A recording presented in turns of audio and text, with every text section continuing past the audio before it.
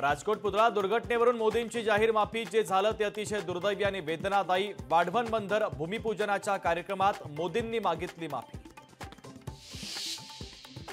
शिल्पकार जयदीप आपटे गेला कुठं? फरार जयदीप आपटे सापडत नसल्यानं पोलिसांच्या कार्यक्षमतेवर प्रश्नचिन्ह। शरद पवारांनी केंद्राची Z+ सुरक्षा नाकारल्यावरून राजकारण, पवारांना सुरक्षेचे नियम का पाळायचे नाहीत? महायुतीच्या नेत्यांचा सवाल।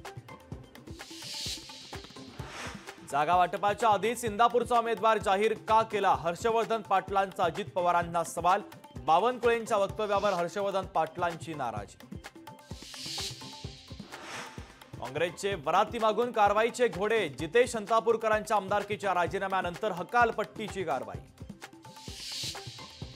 आरोग्यमंत्री तानाजी सावंतांच्या राष्ट्रवादीवरील टीकेमुळे महायुतीचा आरोग्य धोक्यात, राष्ट्रवादीच्या नेत्यांचा तिळपापड, शिवसेनेच्या नेत्यांची मात्र सारवासारव। गोकुळच्या वार्षिक सर्वसाधारण सभेत गोंधळामुळे दूध उत्पादक शेतकऱ्यांचे प्रश्न बाजूला राहिल्याची सदस्यांची भावना। काँग्रेसचे जितेश अंतापूरकर भाजपवासी देवेंद्र फडणवीसांच्या उपस्थितीमध्ये अंतापूरकरांनी हाती घेतलं भारतीय जनता पक्षाचं कमळ।